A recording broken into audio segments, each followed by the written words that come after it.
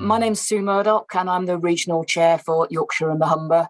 For me, it's looking at kind of like what you do already. So, for example, if you are, and I've worked in a few organisations like this, very sales heavy, a company of people that are entrepreneurial and perhaps bend the truth a little bit, actually to just go, oh, do you know what, our company value is going to be honesty.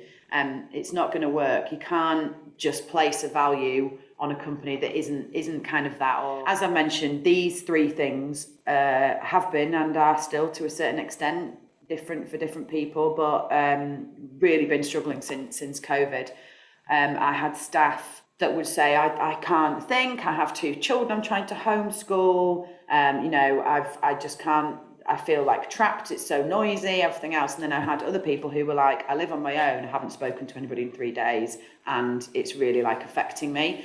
So I think there's a saying like we're all in the same storm, but we're in different boats, or we're on the same boat, but in different storms. And I think that's really true. I think it's affected everybody very differently, and there are a lot of studies to show that motivation, energy and positivity are lacking. Is what if colleagues don't want to take part?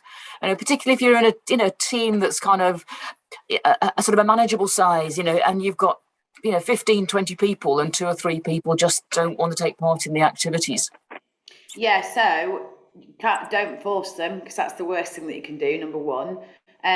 I would encourage to ask them if there's anything they can suggest to add to the list of activities. So that's a really good one, because again, it is about, when I first started Zeal, our culture was we just go out and drink, and then we hired somebody that didn't drink, and I was genuinely like, oh, what do we do? What do we do now? And actually, it's about thinking of ways to engage people. If there is somebody in your team that when you're saying, can you think of anything that we can do that you would like, or can you kind of look after something, and they're genuinely not engaging with anything at all, I would go back to, does that person have the same values as your organisation, or as your team, or as you need them to?